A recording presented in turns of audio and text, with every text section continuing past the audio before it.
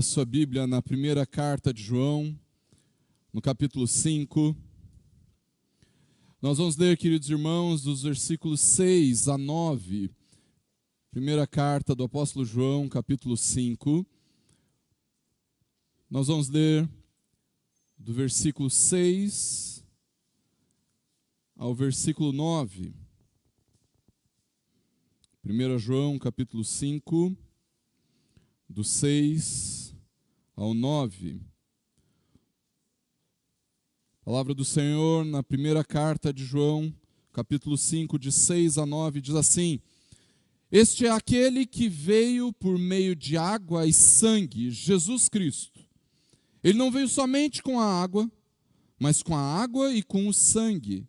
E o Espírito é o que dá testemunho, porque o Espírito é a verdade. Pois há três que dão testemunho. Versículo 8. O Espírito, a água e o sangue, e os três são unânimes num só propósito. Se aceitamos o testemunho dos homens, o testemunho de Deus é maior. E este é o testemunho de Deus que Ele dá a respeito do seu Filho. Vamos orar.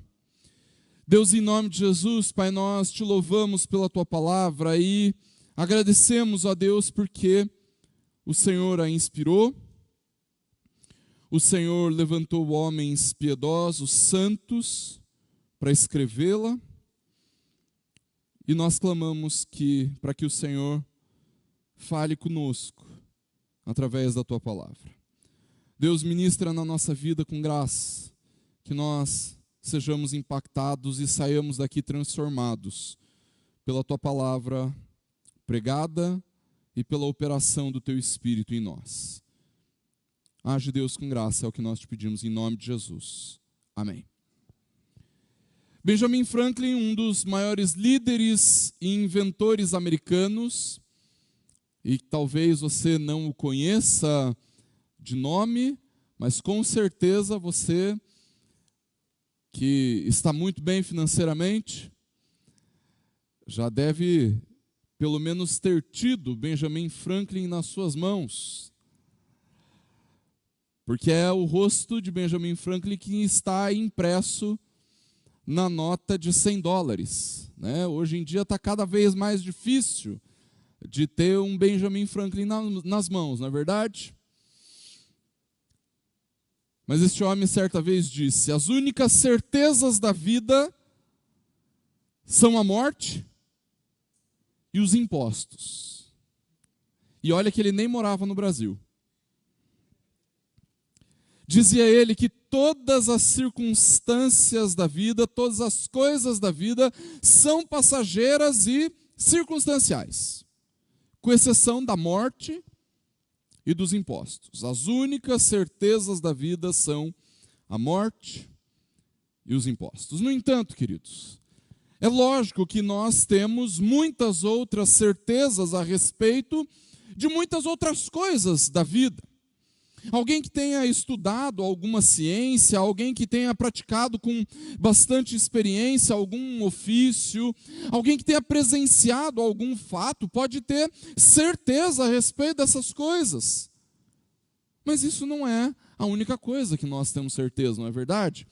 A Bíblia nos fala lá em Hebreus capítulo 11, versículo 1, que a fé é a certeza das coisas que se esperam, a convicção de fatos que não se veem. Percebeu? A fé é a certeza. A fé é a firme convicção. E ainda que nós, como cristãos, queridos, possamos ser rotulados como obtusos ou então chamados de arrogantes, de orgulhosos, nós podemos e devemos viver a certeza da fé. Nós sabemos que existe algo ainda mais certo que a morte e que os impostos.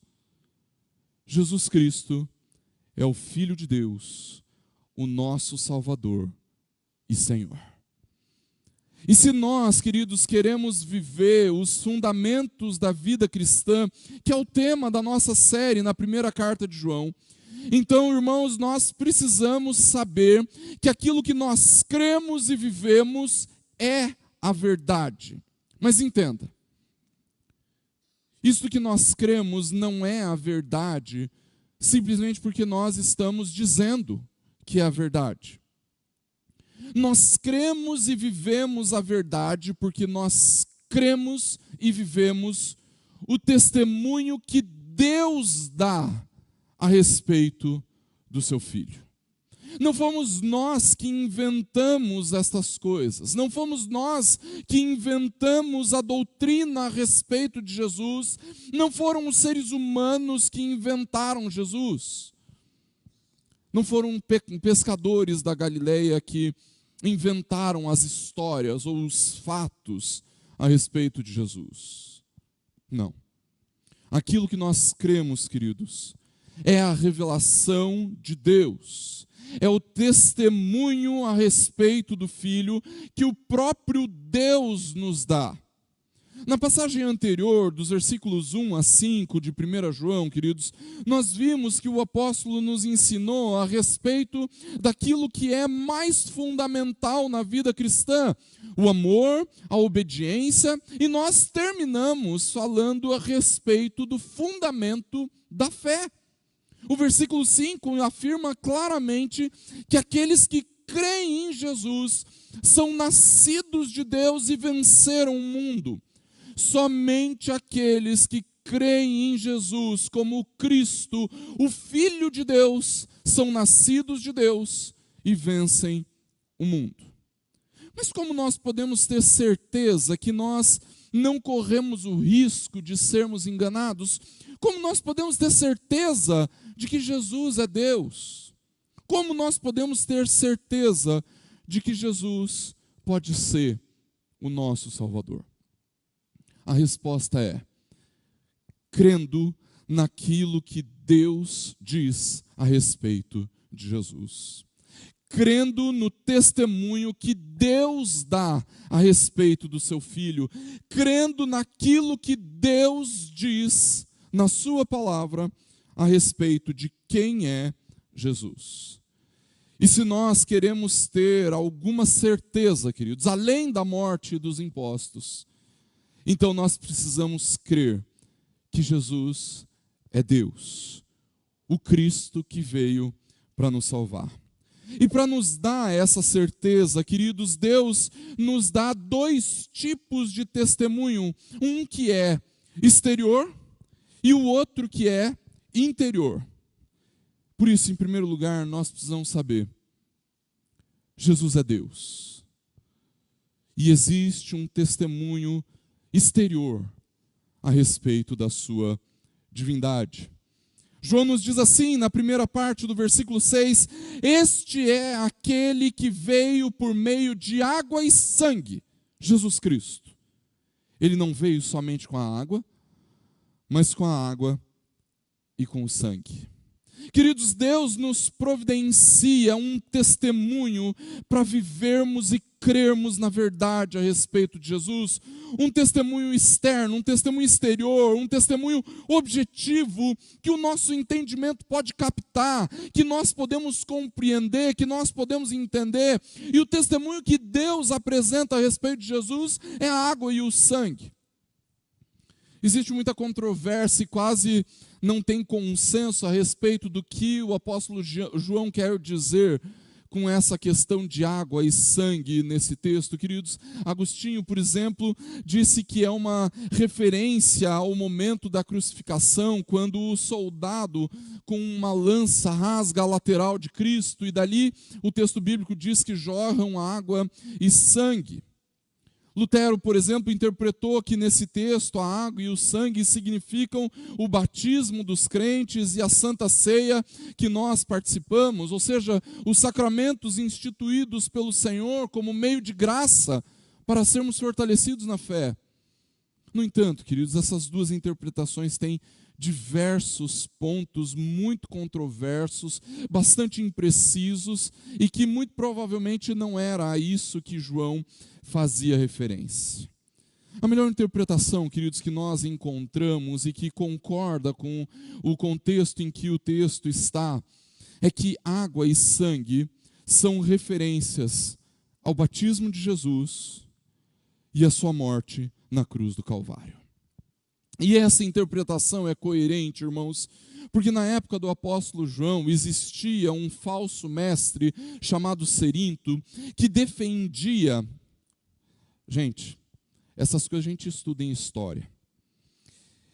Mas às vezes a gente acha isso tão maluco que a gente fala assim, não é possível que alguém defendia isso, que alguém cria nisso, mas existia, tá?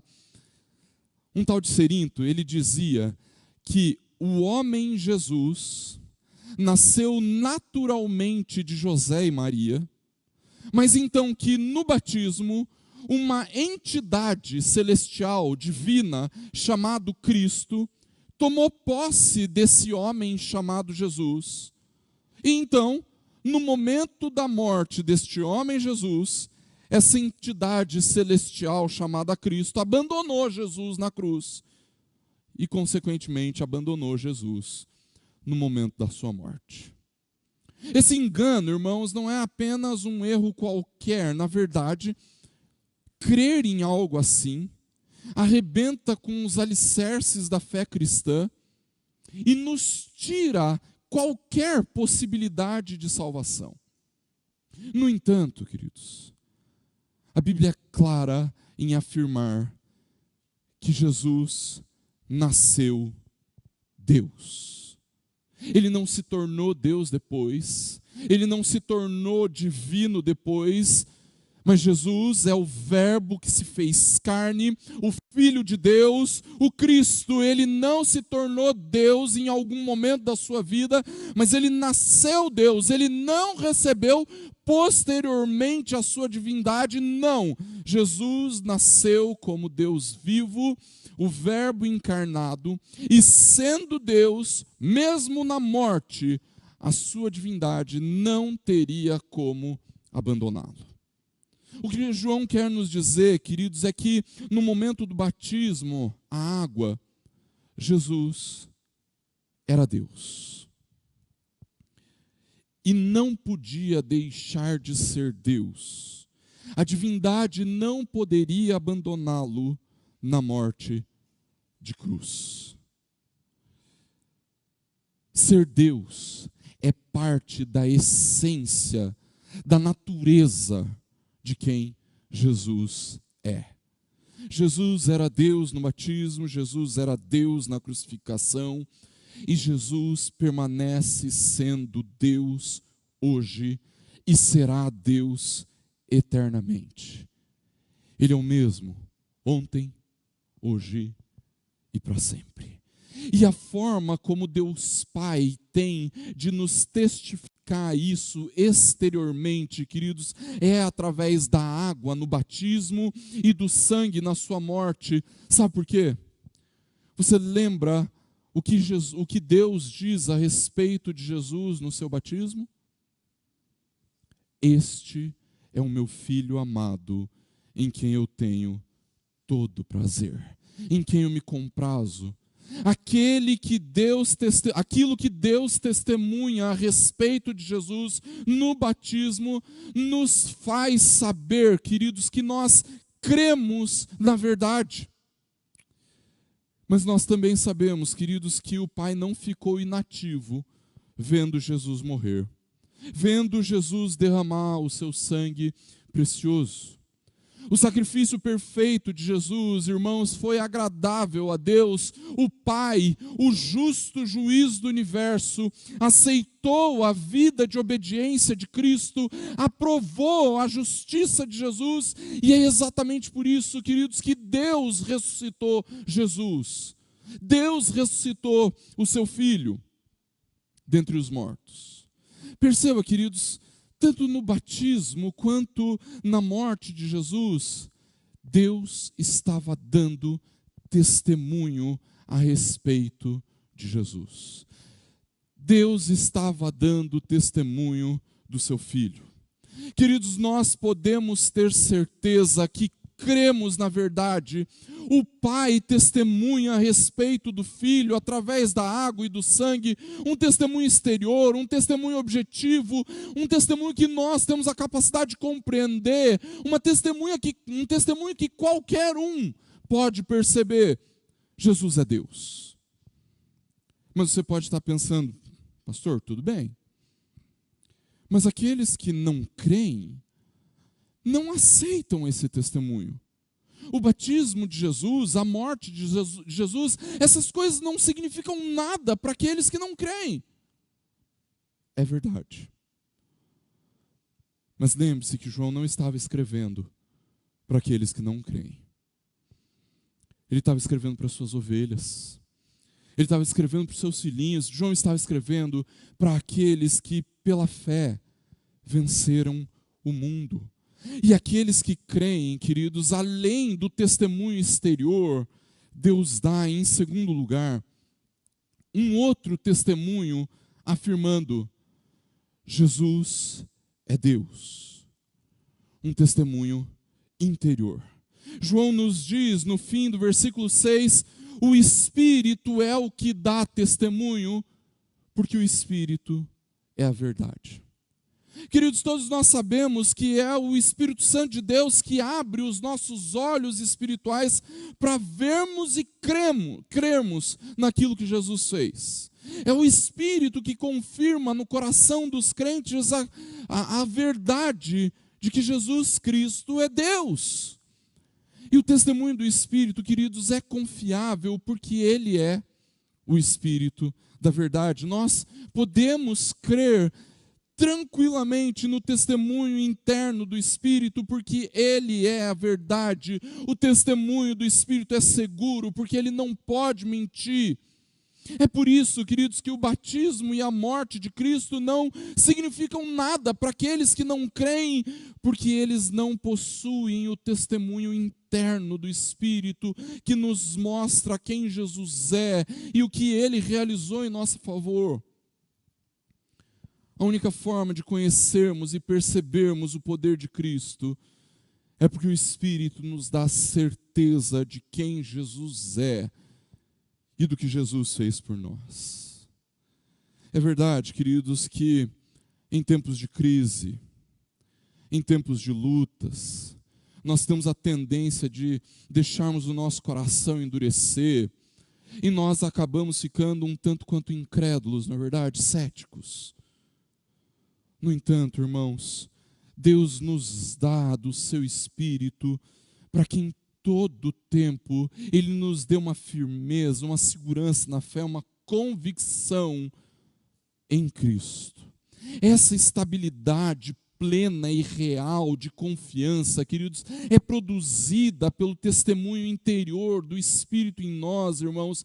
Ainda que às vezes a gente venha a vacilar na fé, ainda assim o Espírito vem para nos dar segurança naquilo que nós cremos. Jesus é Deus, Ele é o meu Senhor, Ele é o Salvador da minha vida. Às vezes, irmãos, nós estamos tão viciados em dicas práticas para a vida, que nós esquecemos de fazer aquilo que é óbvio. Nós estamos esperando que a Bíblia nos dê ali, 10 passos para superar a incredulidade. E se for em forma de fotinho no Instagram, melhor ainda. Quando na verdade, queridos, tudo o que nós precisamos é clamar pela operação do Espírito em nós. É o Espírito que testifica com o nosso Espírito que nós somos os filhos de Deus, e é o mesmo Espírito que testemunha a respeito de Jesus. Felizmente, eu não tenho 10 passos para lutar contra o ceticismo para dar para você nessa noite. No entanto, aquilo que a palavra tem para nos dizer é ainda mais profundo. Se você tem passado por tempos difíceis na fé, se as lutas têm sido intensas, meu irmão, minha irmã, se você tem lutado batalhas intermináveis, lutas tão difíceis que te fazem vacilar na fé, ouça a voz da verdade, ouça a voz do Espírito que habita em você, e Ele testemunha dentro de você, e Ele está o tempo todo nos dizendo: Jesus é o Cristo, o Filho de Deus, o teu Senhor, o Salvador da tua vida. Mas em terceiro lugar, nós precisamos perceber a unanimidade desse testemunho, queridos. Porque nos versículos 7 e 8, João nos diz assim, e preste atenção porque essa versão é diferente da sua. Versículos 7 e 8, pois há três que dão testemunho: o Espírito, a água e o sangue, e os três são unânimes num só propósito. Se você está com a versão revista e atualizada, aí, a versão que nós estamos mais acostumados a utilizar, você deve ter reparado que o texto é muito maior do que esse que eu li na Nova Almeida, e é o texto que está projetado no Data Show. No entanto, você vai perceber também que essa parte que eu não li, ela está entre colchetes, não é verdade? O que quer dizer, irmãos, que esse trecho do versículo 7 e 8, muito provavelmente não é de autoria do apóstolo João. Os maiores estudiosos entendem que esse trecho que fala sobre o testemunho do céu, provavelmente é uma inclusão posterior, algum copista que fez uma anotação na margem e outro copista que então colocou esse trecho na Bíblia. A questão é, queridos, é que esse trecho dos versículos 7 e 8, três que dão testemunho no céu, Deus, o Pai, o Verbo ou a Palavra e o Espírito, e três que dão testemunho na terra, esse trecho não foi encontrado em nenhum manuscrito antes do século X depois de Cristo. Ou seja, muito provavelmente, alguém fez uma anotação na margem da Bíblia, eu faço um monte, e alguém que foi copiar aquela versão acabou copiando também essa anotação, esse comentário, e esse comentário se tornou aceito por algumas pessoas com o passar do tempo. No entanto, queridos, como não há nenhum prejuízo em aceitar ou retirar o texto, a Nova Almeida, assim como as versões e traduções mais recentes, resolveram retirar o texto em colchetes, e por isso os versículos ficaram assim como se apresentam: pois há três que dão testemunho: o Espírito, a água e o sangue, e os três são unânimes num só propósito. Segundo a lei do Antigo Testamento, queridos, nenhum fato poderia ser apresentado oficialmente ou judicialmente sem a presença de duas ou três testemunhas. E perceba que é exatamente isso que Deus faz. O Pai testifica aquilo que Ele diz a respeito do seu Filho, apresentando três testemunhas: a água, o sangue e o Espírito. O batismo de Jesus, a morte de Cristo e a ação interna do Espírito.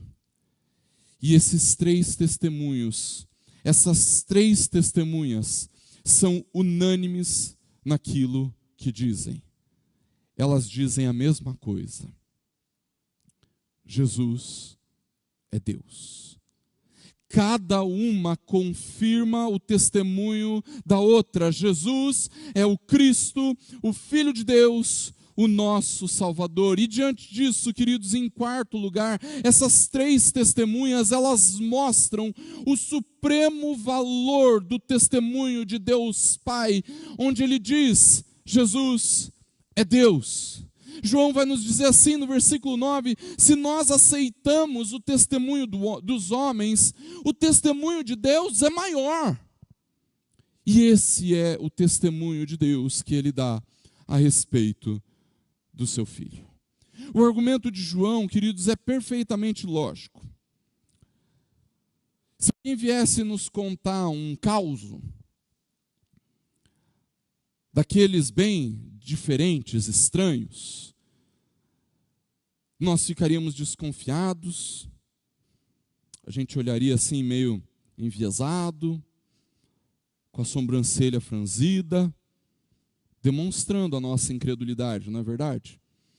Mas aí a pessoa vira para nós e diz assim: olha, eu juro que é verdade.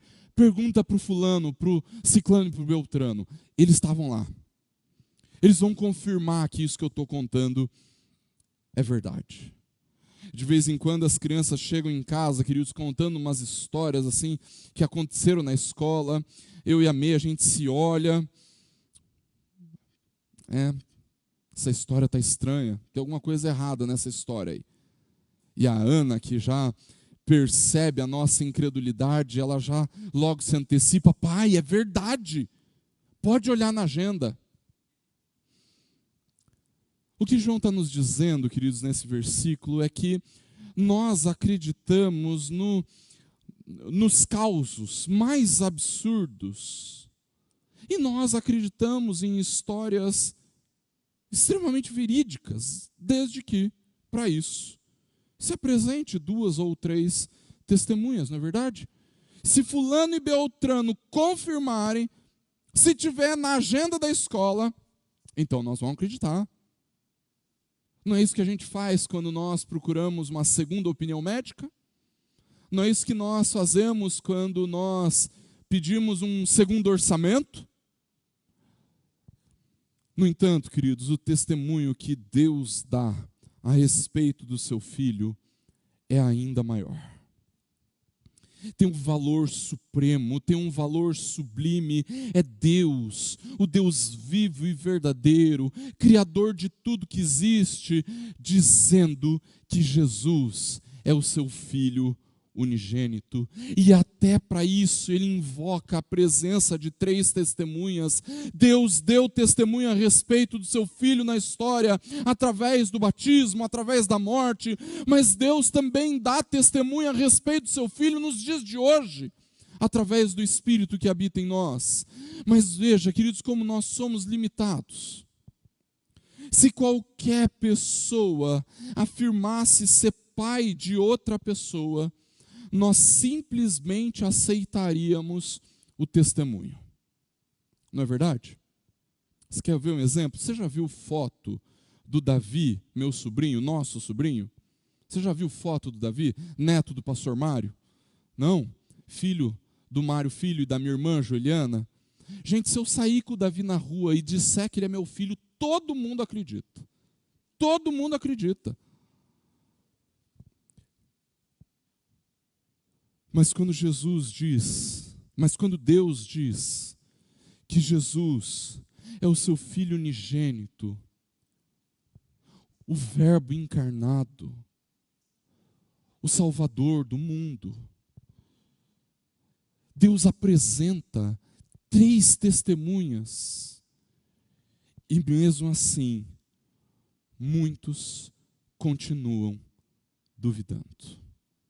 Muitos permanecem incrédulos, muitos continuam a duvidar do testemunho que Deus dá a respeito do seu Filho. Deus dá plena prova do seu poder, da sua graça, do seu amor, ao enviar o seu Filho, e ao invés dos homens crerem nele, continuam perdidos em sua corrupção e mentira. Queridos, nós temos a tendência de queremos provar a nossa fé através de pressupostos racionais, científicos, intelectuais, filosóficos e até tecnológicos. No entanto, queridos, a maior prova de que a nossa fé é a verdade não são as evidências apontadas e descobertas pelo homem. A maior evidência de que a nossa fé é a verdade não são as descobertas arqueológicas, nem a apologética, nem as novas descobertas da ciência e da história. A maior prova de que nós cremos na verdade é o próprio Deus quem nos traz. Com isso, queridos, eu não estou dizendo que nós somos obscurantistas, anticientificistas ou irracionalistas. O que eu quero dizer, queridos, é que enquanto a igreja tenta provar a veracidade da sua fé através da ciência, queridos, nós seremos frustrados. Glória a Deus pela apologética, glória a Deus pelos avanços científicos que demonstram a historicidade da Bíblia, glória a Deus pela arqueologia. Mas não é a apologética, nem os avanços científicos, nem a arqueologia que me fizeram crer em Jesus. Foi Deus, através do seu Espírito. Não foi a filosofia ou os avanços da ciência que te fizeram crer em Jesus. Foi Deus, pelo testemunho interno do Espírito. O que nos leva a crer em Jesus, queridos, é o testemunho poderoso que Deus dá a respeito do seu Filho. Jesus Cristo, o Filho de Deus, nasceu da Virgem Maria, foi batizado, viveu perfeitamente sem pecado, pagou o preço dos meus pecados na cruz do Calvário, ressuscitou para me dar a vida eterna e um dia vai voltar para me buscar. Não é a ciência que me diz isso. É a palavra e o Espírito. Concluindo, irmãos, será que as únicas certezas da vida são a morte e os impostos? Com certeza não. Eu sei que nós vivemos debaixo de muitas outras incertezas. Nós experimentamos de incertezas em quase todas as áreas da vida. O que é que vai acontecer amanhã? O que vai acontecer com o nosso país? Quando será que essa crise vai passar? Onde é que nós vamos parar com a gasolina nesse preço? Não sei onde nós vamos parar, mas vai ser logo, porque caro desse jeito não está dando para abastecer mais. No entanto, queridos, mesmo com tantas incertezas, ainda assim, nós permanecemos firmes e convictos de que Jesus é o Cristo, o Filho de Deus, o nosso Salvador. Se as incertezas a respeito da vida nos assaltam, queridos, nós podemos provar de verdadeiro encorajamento por nos lembrarmos que Jesus é Deus.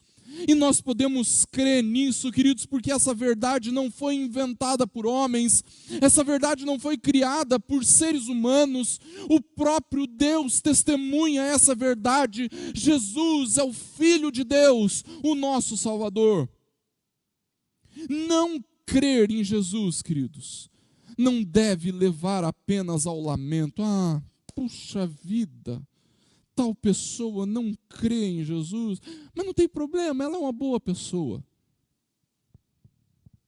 Não crer em Jesus é considerar que Deus é mentiroso, porque recusa o testemunho que o próprio Deus dá a respeito do seu Filho Jesus. Não crer em quem Jesus é e no que Ele fez é um atentado contra o caráter de Deus. É por isso que eu preciso te dizer, você acredita em tanta coisa, não é verdade? Você tem fé em tanta coisa. Você confia no seu sucesso, você confia no seu conhecimento, na sabedoria que você adquiriu ao longo da vida, na sua experiência. Você acredita na sua família, você acredita nos seus filhos, você acredita no seu partido político, no time de futebol. Você deposita a sua fé na religião, na sua herança espiritual, na sua denominação. Você acredita na sua igreja, no seu pastor, nos seus líderes. No entanto, nenhuma dessas coisas é infalível, irmãos. Todas essas coisas, quando a gente menos espera, podem falhar. E o pior é que nenhuma dessas coisas podem de fato nos trazer esperança em tempos de calamidades pessoais. Não é verdade? Quando tudo desmorona diante de nós, queridos, não é o nosso time de futebol que vai resolver o problema. Quando as coisas se arrebentam à nossa volta, não é a sabedoria ou o conhecimento que pode nos trazer esperança, e por mais que nós confiemos em homens e mulheres tementes a Deus, ainda assim, nenhuma piedade do mundo pode nos ajudar diante das calamidades. No entanto, queridos, quando nós nos lembramos aquilo que Deus diz a respeito do seu Filho, quando nós nos lembramos que Jesus é Deus, então nós não precisamos ser consumidos diante do desespero. Nós não precisamos sucumbir diante de calamidades pessoais. Jesus é Deus e Ele é o nosso Salvador. Hoje, queridos, nós estamos celebrando 64 anos de organização da nossa igreja. E durante esses 64 anos, queridos, nós podemos ter certeza que a nossa igreja tem testemunhado que Jesus é o Filho de Deus, o nosso Salvador, o nosso Senhor. E sabe como eu sei disso? Porque se esse não fosse o testemunho dessa igreja, o tempo já teria nos engolido.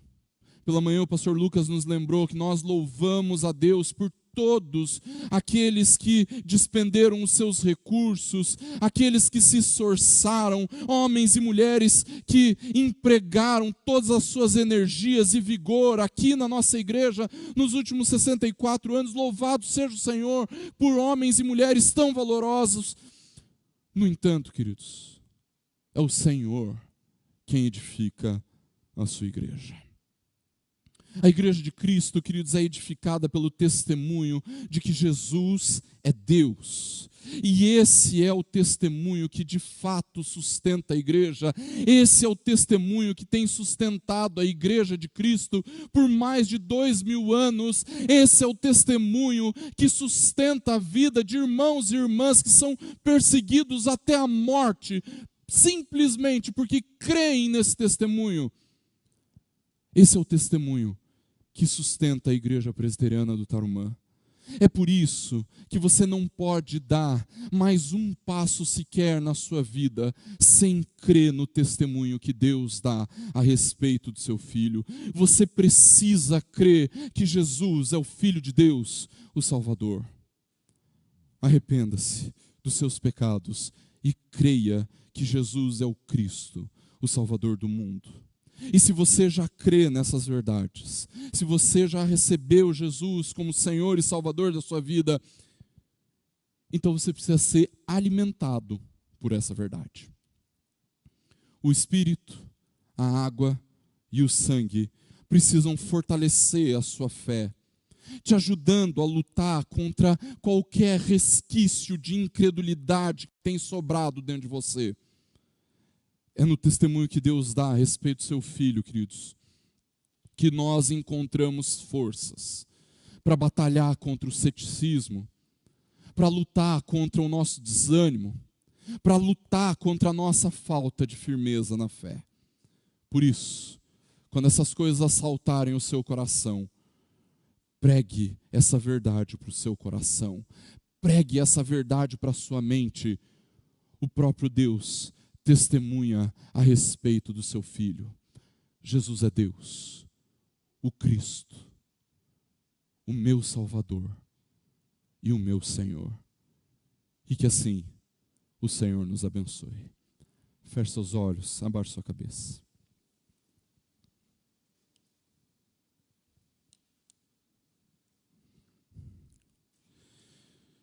Deus, em nome de Jesus, Pai, nós te louvamos porque cremos nessa verdade. Nós não cremos nisso porque somos bons, nós não cremos nisso porque há alguma virtude em nós. Deus, nós não cremos nisso porque somos mais inteligentes que outros. Deus, nós não cremos nisso porque somos mais religiosos que outros. Nós cremos nisso porque o Senhor, pela graça, resolveu nos dar a conhecer através da operação do Teu Espírito. Deus, o nosso clamor é para que o Senhor continue a derramar de graça sobre cada um de nós, que o Senhor continue a derramar de graça sobre cada um dos meus irmãos e irmãs, para que em tempos de lutas, em tempos de incredulidade, em tempos de fraqueza na fé, em tempos de calamidades pessoais, o Senhor venha a confirmar pela operação do Teu Espírito em nós a verdade. Jesus é o Teu Filho, verdadeiro Deus, verdadeiro homem, nosso Salvador, nosso Senhor. Age, Deus, com graça na nossa vida, que esse testemunho, Deus, nos impulsione a vivermos como igreja, que esse testemunho, Pai, nos direcione para servirmos essa sociedade. Deus, que o Senhor, falando conosco através da Tua palavra, nos mostre, nos encoraje, no derrame da Tua graça, para vivermos esse testemunho. Age, Deus, na nossa vida. Age, Deus, na nossa igreja, para que em todo momento, Deus, aqui, o testemunho que o Senhor dá a respeito do Seu Filho seja fielmente pregado, crido e vivido. Opera em nós. É o que nós te pedimos, em nome e para a glória do Senhor Jesus. E agora, irmãos, eu clamo para que a graça do Senhor Jesus, o amor incomparável de Deus, o nosso Pai, e a consolação do Espírito Santo de Deus, seja com você, com a igreja do Senhor, em todos os cantos deste mundo, hoje e para sempre. Amém.